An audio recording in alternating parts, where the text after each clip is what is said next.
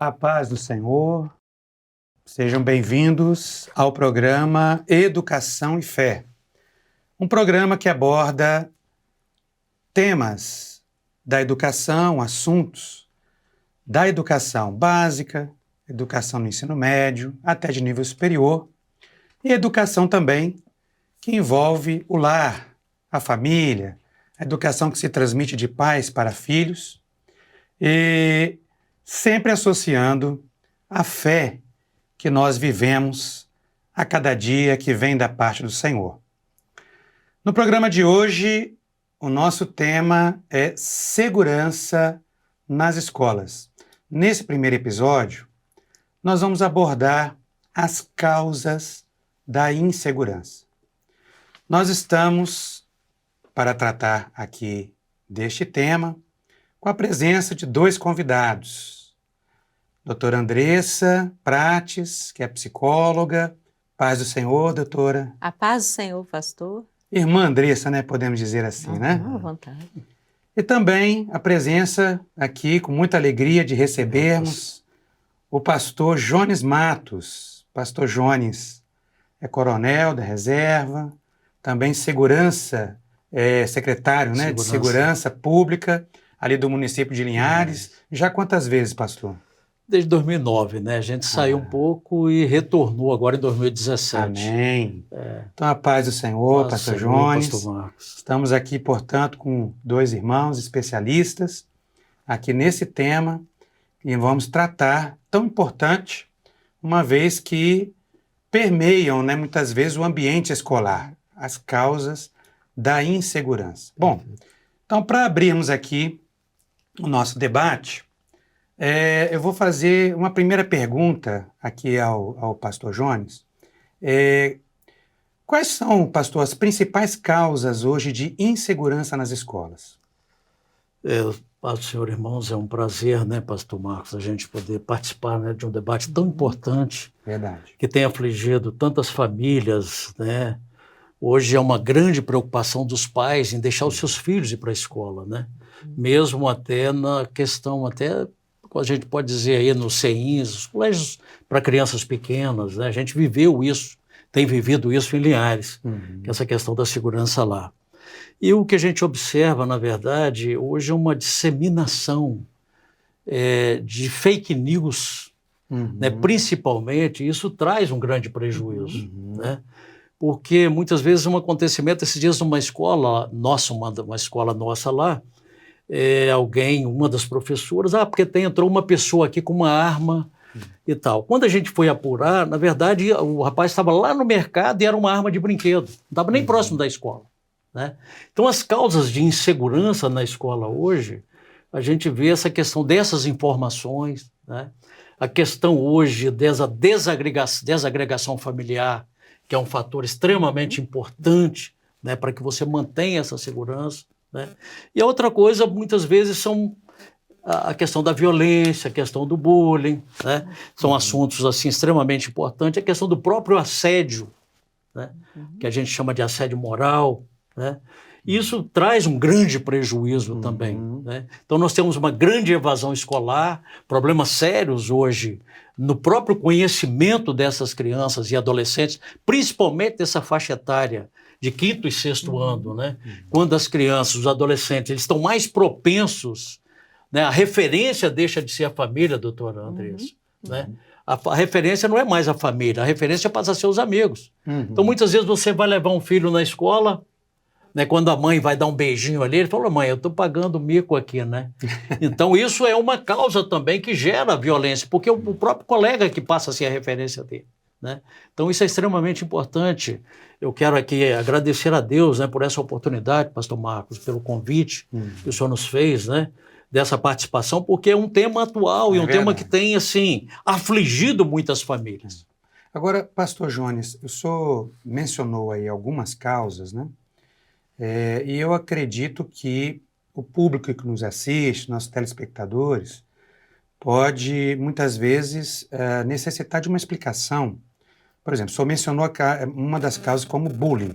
Né? E aí eu queria, assim, o senhor, se a irmã Andressa também puder nos auxiliar, O que de fato assim configura hoje dizer que um adolescente, uma criança esteja sofrendo bullying? Olha, a primeira situação que a família deve observar é a questão da mudança de comportamento. Uhum. Isso é extremamente importante, né? Nós que somos... Eu já sou bisavô, né? Então, nós que temos filhos, netos, bisnetos, a criança normalmente, quando ela está sofrendo qualquer tipo de bullying, né? Uhum. Quando ela está sofrendo reiteradamente um tipo de agressão, né, que ela se sente moralmente ferida e que aquilo traz para ela um prejuízo, um rendimento, você começa a observar a mudança de comportamento. A doutora Andressa, Muitas vezes uma né, como ofensa, psicóloga, ela sabe, é uma ofensa, Sim. né? Então você tem um tipo de ofensa, um tipo de comportamento, né, na escola, e aquilo é reiterado. Muitas vezes o próprio colega que começa a tratar o outro colega mal, e ele começa a se sentir ali, ele não querer ir para a escola, né? Então a criança, ela começa ali, o adolescente, eu não vou para a escola. Então é essa mudança de comportamento, né? Então outras vezes ele tem, a nota começa a diminuir. Então você começa, a família, né? Então nossas irmãs que estão nos ouvindo aqui, né? Muitas vezes você tem um filho, você tem que olhar o seu material escolar. Isso é dever da família, né? Então você deixa de olhar, você começa a ver um desenho diferente. Doutor Andrés, como psicólogo, sabe perfeitamente disso, né? Você começa a ver um desenho diferente, uma figura diferente. Olha, meu filho nunca fez esse desenho, minha filha nunca fez. O que está vendo? Né? Então, isso é um ponto de despertamento. Ela está sofrendo um bullying. Ela está sofrendo algum tipo de violência na escola. Então, assim, esse momento é um momento de despertamento. É o momento que nós temos para chamar os nossos filhos e conversar com eles e ver o que está acontecendo. Daí a grande então, importância. É a grande importância, né, de você identificar, dos pais, né, esse tipo de comportamento. Então, hoje nós vivemos numa sociedade imediatista, né? Então, tudo não é para hoje, é para ontem, né? E nós temos uma vida, pastor Marcos, praticamente, doutor Andrés, uma vida dupla, né? Porque você tem uma vida online, ou vamos dizer, offline, mas offline que você está com equipamento lá, olhando ali, né? Hoje a gente conversava ali com o pastor e ele disse, gente, eu não consigo fazer as mensagens que eu tenho que responder, porque eu não tenho tempo mais para responder, né? Então, a importância dessa educação, da família estar integrada, de olhar, da mudança do comportamento das nossas crianças. Agora, Andressa, pastor Jones nos explicou a respeito dessa forma como se configura, né? O bullying, que é a ofensa, muitas vezes dirigida a uma pessoa, pode ser uma criança, pode ser um adolescente, enfim.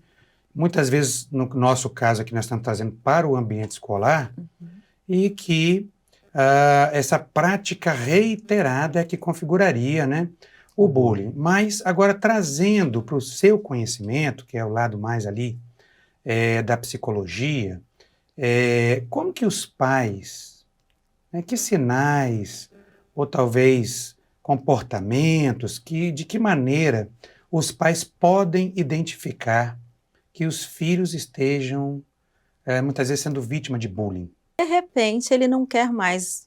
Não queria ir para a escola hoje, não. Ou, se a criança é muito pequena, ela não vai verbalizar, ela vai poder ter uma indisposição na hora de ir para a escola. Começa a ter uma dorzinha, uma febrezinha, chorar, sono inquieto, alguma alteração alimentar. É preciso estar bem atento, porque nem sempre a criança vai dizer do que ela vive.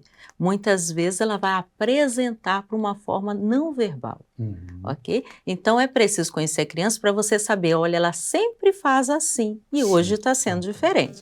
Então um alerta. Agora, sempre gostou de ir para a escola e hoje não quer mais? O que está acontecendo lá na escola? Conta para a mamãe.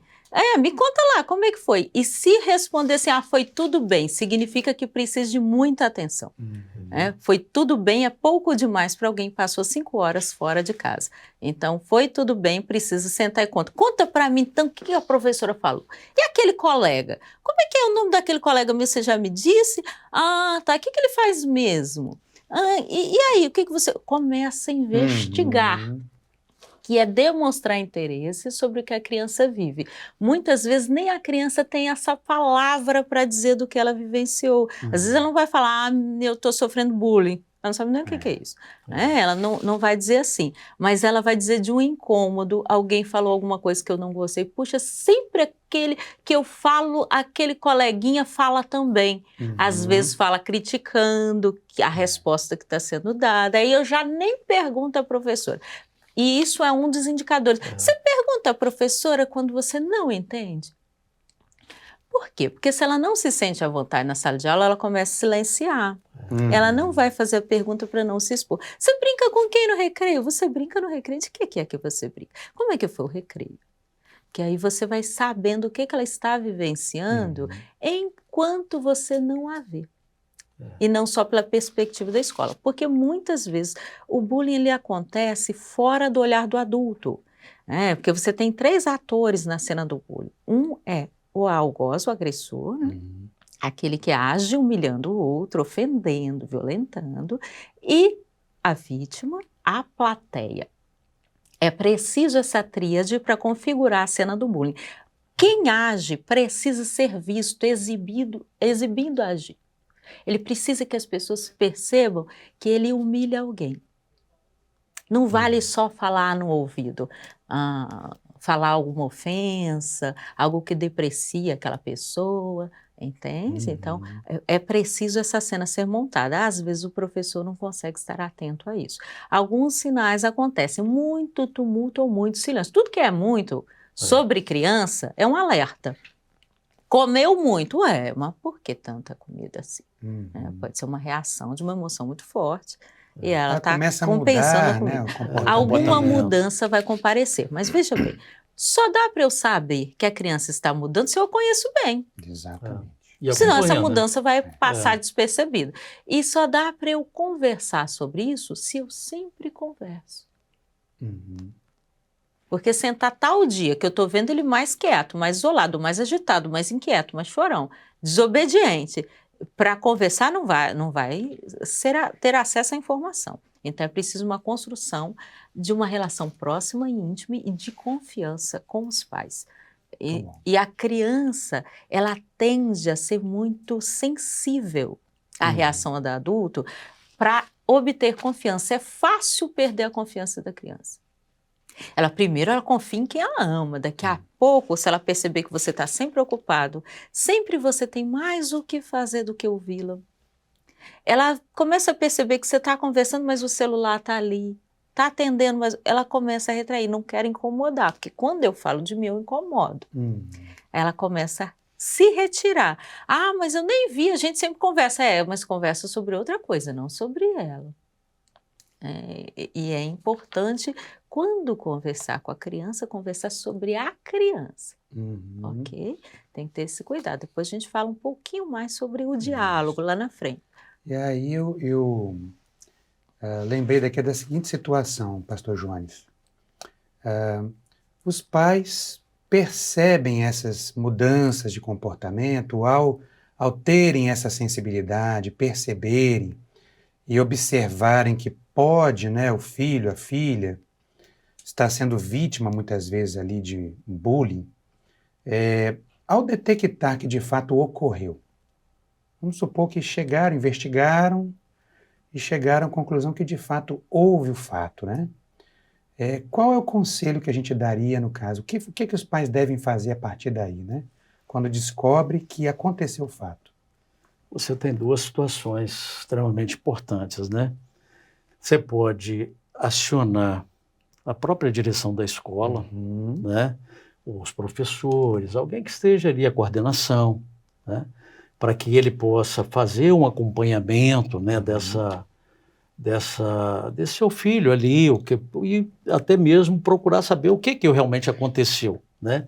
Porque quando você identifica isso, é o que a nossa irmã está dizendo, né? Você identifica os 3 atores.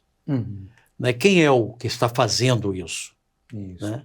Então, a primeira coisa que essa pessoa, ou esse adolescente, ou essa criança tem, ela tem que ser chamada, né, para que cesse essa agressão, que ela não se repita mais. Né? Ou até mesmo dependendo da situação, ela pode até impetrar uma ação jurídica. Sim. Né? Porque é uma configuração de crime. Né? Hoje você tem um estabelecimento né? Mas eu entendo, pastor Marcos, que o primeiro passo é você dar ao seu filho, àquela criança, a tranquilidade para que ele volte, né, para esse ambiente escolar Isso. tranquilo, Uhum. né, que ele dê Restabelecer a aquele segurança, né? exatamente, que restabeleça aquela segurança, Uhum. né, o conhecimento dele ali, Sim, né? sim. E se for necessário até, se não tiver jeito, até que troque até de escola, se for o caso, Uhum. né?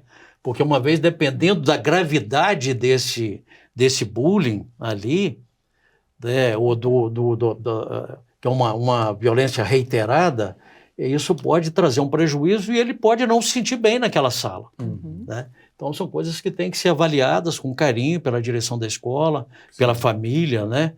Como disse a nossa psicóloga, que se tiver o comportamento dele não mudar, né? Como ela disse, a criança ela tem dificuldade de manifestar. Interessante que as pessoas de fora, muitas vezes nós temos lá o PRESS, que é um programa que a gente tem, o guarda municipal, mesmo sistema do PROERD, o aluno sente mais a vontade de falar com o guarda do que em casa, né? Nós já tivemos casos do guarda municipal detectar essa situação só em 3 meses que ele fica na escola. Então, assim, ele angariar a confiança daquela criança e ela chegar para ele e falar de determinada situação que ela está sofrendo ali. E uma outra pergunta também, ainda sobre bullying, e creio eu que a doutora Andressa pode nos ajudar nisso, com relação, assim, se não for tratado, se, vamos dizer que, né, porventura, os pais deixaram, a coisa vai se... O que isso pode repercutir, doutora Andressa, assim, com relação à vida da pessoa? Que resultados isso pode gerar na vida da pessoa que sofreu aquela violência de bullying e simplesmente, né, nunca foi detectado, não foi tratado, né, ou traumas, né? Sim, é traumático e os prejuízos podem ser vários. Inclusive, você pode ter prejuízos mais leves, né? Não quer dizer que menos dolorosos, porque é um sofrimento estar num lugar e sofrer humilhação naquele lugar. É sempre um sofrimento. Nós vamos ter alguma consequência disso. E a criança ela precisa sentir segurança para o seu desenvolvimento. É necessário, segurança é uma necessidade. Então ela precisa se sentir segura em casa, se sentir segura na escola. Então, uma vez que isso está sendo violado, por isso a palavra violência, ela precisa ser corrigida rápido. Se não, né? Então tem uma depreciação acontecendo. O que ela pode fazer? Se apropriar dessas palavras que ela está ouvindo e se sentir como é dito dela. Então pode ter baixa autoestima, dificuldade de aprendizagem. Então reduziu nota, começou a querer sair da escola. Algumas pessoas desistem da escola porque sofreram bullying. Outra coisa, começa a sentir a sua identidade, né, o adolescente, por exemplo, começa a se questionar demais. Quem sou eu? Sou o que o outro diz de mim. E aí você pode ter o sofrimento como fobia social, não conseguir falar com pessoas, não se sentir à vontade perto de alguém, né, porque o outro acha de mim aquilo que não é bom, né, aquilo que não é positivo. Então tem a fobia social, ansiedade, depressão, seríssimos casos de depressão devido ao bullying. E nós, às vezes, chegamos a encontrar também casos de suicídio, né? autolesão e suicídio, né? Que é o extremo da consequência do bullying. É claro que nós não podemos recortar apenas o bullying como causador de tudo isso. Você precisa ter uma família que se retira, uma sociedade que é muito ensimesmada, que não olha o outro. É preciso uma série de fatores, mas isso sim é uma consequência de bullying. Muito bem, agora nós abordamos alguns aspectos aqui sobre bullying, creio que ficou bem esclarecido, né, para todos que nos assistem, mas eu gostaria também de tratar aqui agora a respeito do assédio, pastor Jones. O que no caso vem a configurar a ocorrência do assédio? Olha, o assédio muitas vezes quando você tem determinada confiança, né, isso pode se gerar com adultos, com crianças, com adolescentes, né? E você vê, por exemplo, a porta da escola. Hoje a gente trabalha muito isso, né? As pessoas que vendem balas na porta da escola, né? Vendem bala e daí a pouco começa o seu filho chega em casa com um presentinho, né? Ah, ele chegou em casa, quem foi que te deu? Não, essa bala aqui, foi fulano que me deu. Isso já desperta, né, uma luzinha na cabeça do pai ou da mãe para dizer, mas por que ele te deu? Né? Ou um coleguinha que está ali já, todo dia ele leva um presentinho para casa. Parece uma coisa sem maldade, né? Mas que começa a despertar um sentimento de dizer, por que ele está te dando isso? Então você já começa a despertar a questão do assédio, né? Então esse assédio pode gerar um comportamento, chegar ao comportamento, né, pior, por exemplo, até do uso de drogas e tantas outras coisas que tem hoje, que a gente costuma dizer, pastor Marcos, que nós como pais, mães, em algum momento da nossa vida, o seu filho vai ser assediado para o uso de droga. Entendeu? Então, o que nós temos que passar para eles é essa resistência a esses maus amigos. Né?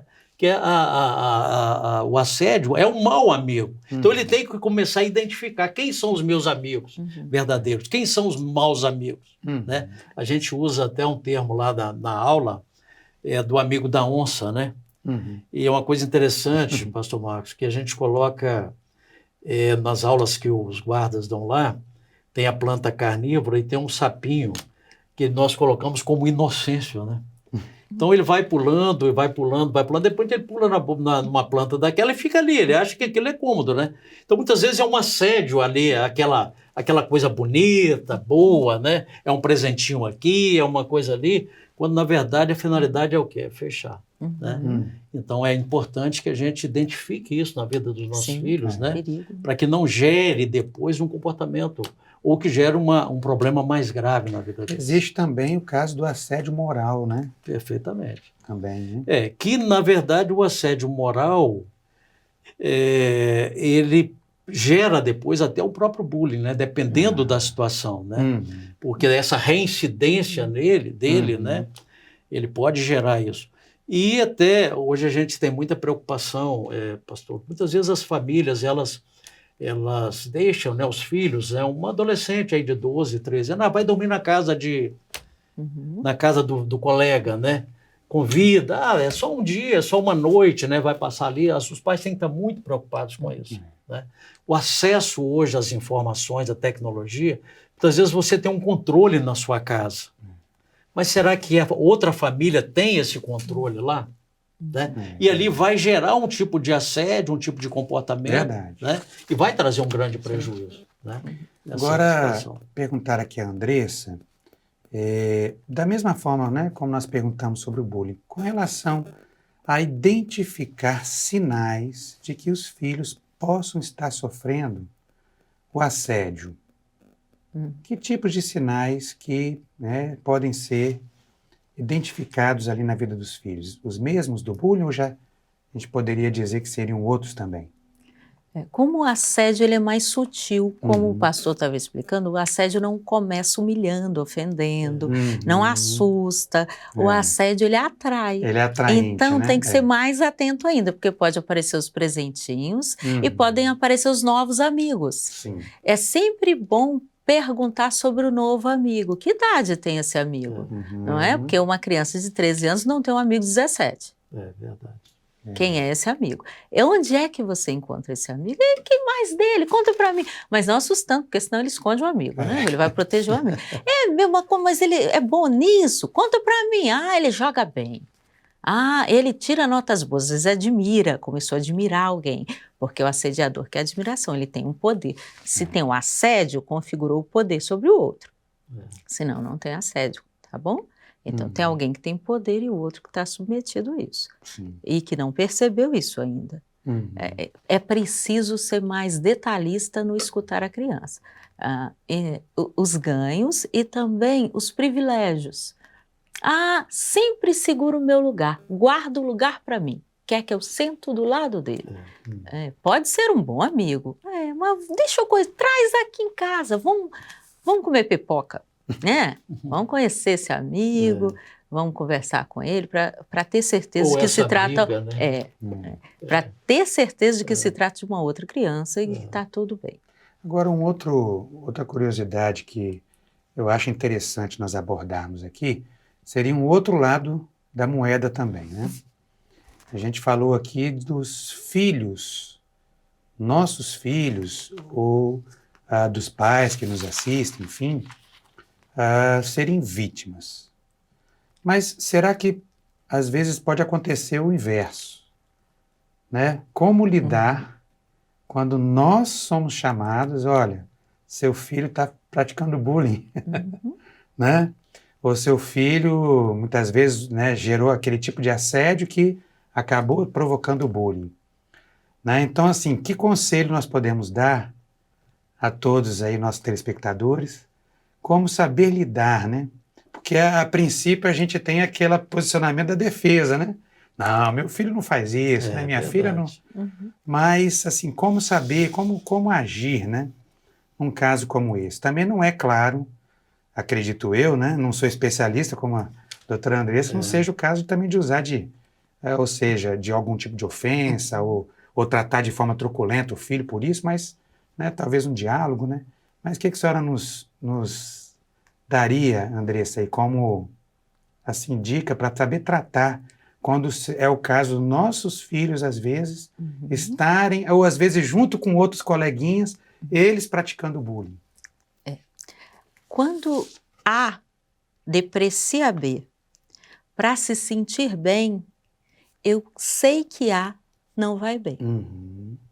Muito bom a colocação. Porque se precisa que o outro esteja diminuído, ele precisa de ajuda. Sempre precisa de ajuda. Agora, se dentro de casa, né, a generosidade, a empatia, a tolerância, ela não está presente, essa criança vai tirar isso da onde? Da onde que ela vai tirar o respeito? É de casa. Então, se ela está se comportando assim na escola, precisa corrigir em casa. Quem que ela está ouvindo que ofende alguém?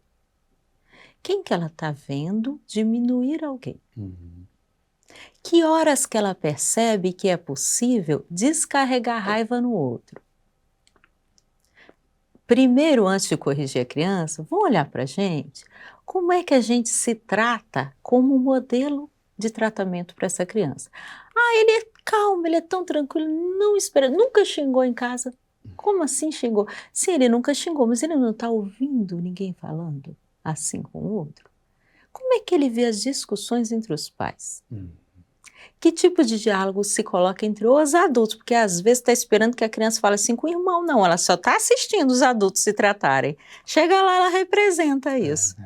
Representa quando o outro é menor do que ela. É assim que o papai trata a mamãe.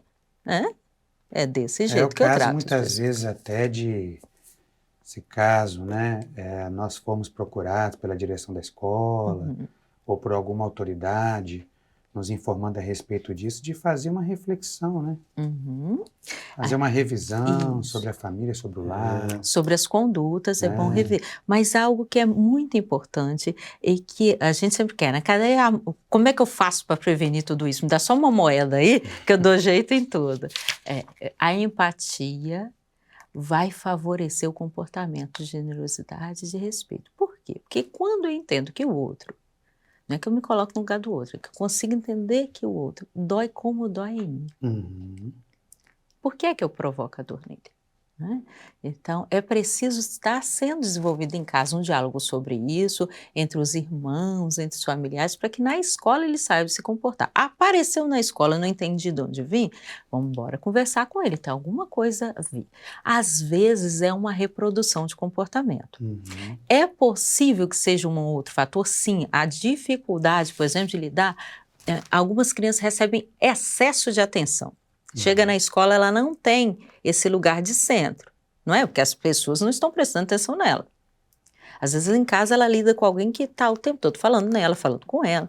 O excesso, todos os excessos trazem prejuízo. Então ela quer chamar atenção. Uhum. Ela quer chamar a atenção do coleguinha, ela já entendeu. Se ela começa a zoar todo mundo olha para ela. Pode ser.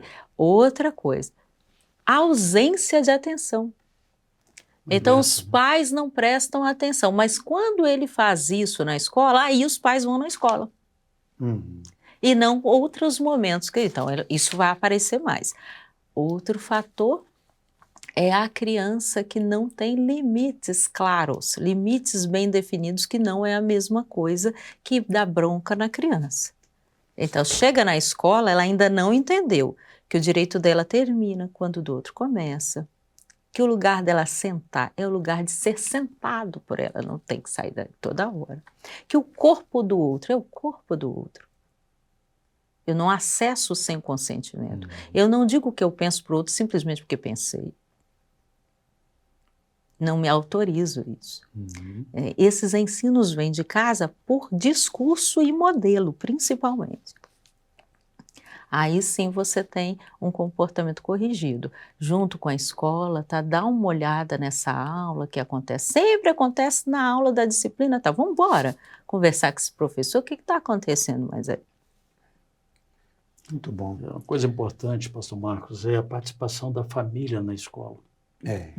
Porque quando você trabalha na prevenção, né, quando a família está ali, são reuniões de pais, então não deixar de ir. Até para você avaliar, conhecer os colegas, conhecer os professores. Né? Então você ali, naquela participação, você está sempre ali, até uma reunião, você está lá. Né? O pai ou a mãe tira um tempinho, vai lá. Né? A gente sabe que não é fácil hoje. Está todo mundo trabalhando, as famílias hoje, né? O pai correndo para um lado, a mãe correndo para o outro. Mas você está tratando de algo assim mais importante da sua vida, que é o seu filho. Essa colocação é muito importante. Então você precisa valorizar isso aí. Você precisa tirar o tempo para ele. Né? Tem uma apresentação na escola, vou fazer uma apresentação lá hoje. Né? A mãe tira um tempo, olha, hoje eu não vou trabalhar, eu vou lá ver meu filho. Né?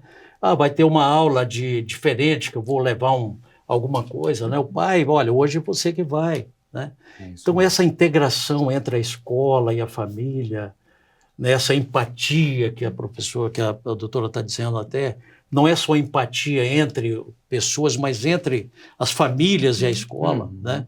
Então, isso traz um resultado muito bom e evita esse tipo de comportamento. Né? Interessante. Quer dizer, você vai trabalhar na prevenção. Que você está falando, eu me lembrei, aqui agora trazendo para a palavra, né? Tem o texto na palavra do Senhor, em primeiro livro de Samuel, capítulo 2, verso 19, que fala da história de Ana. Ana, ela teve um filho, Samuel, e ela deixou o filho vamos dizer, né, como se fosse uma escola para que ele se formasse sacerdote. Mas ela não o abandonou, ela acompanhava de ano em ano, ela tecia uma túnica, a túnica que ia acompanhando, evidentemente, o crescimento dele. Né? Cada ano ela tinha que fazer de acordo com os as novas medidas. E ela, com isso, portanto, ela tinha toda essa atenção, né, voltada para Samuel, que estava ali na escola, aprendendo, se formando, mas a importância da família ali acompanhando, dela acompanhando, ele se tornou um grande juiz, sacerdote, né? Profeta de Israel. Amém? Na verdade, pastor Marcos, o trabalho de Ana, os nossos filhos são um milagre. É verdade. Samuel foi um milagre na vida de Ana. Então, quando a gente olha por esse lado, cada ponto que ela dava durante o ano, é um zelo, né? Entendeu? É o cuidado que as mães dão hoje. É verdade. Né? Porque aquilo era um trabalho manual. Do dia a dia. Né? Então, cada elo que ela ligava naquela túnica, ela devia estar, meu Senhor, guarda o meu filho. Verdade. No outro dia, de novo, mais um pedacinho, Senhor, dê livramento ao meu filho. Senhor, dê inteligência, dê sabedoria, dê a ele condições, Senhor, dele aprender ali na escola. Então, assim, essa palavra é extremamente importante, porque ela é o comportamento, né, da família, a integração da mãe, o cuidado que nós temos hoje. Né? Então, isso realmente é muito importante. Amém. Bom, irmãos, nós estamos já chegando ao nosso encerramento. Dizer que no programa de hoje abordamos sobre as causas da insegurança.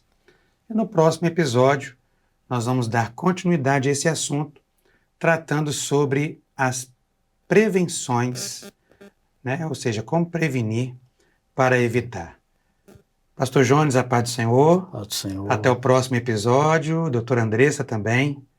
Amém. Até o próximo episódio. A todos a paz do Senhor Jesus. A paz do Senhor Jesus. A paz do Senhor.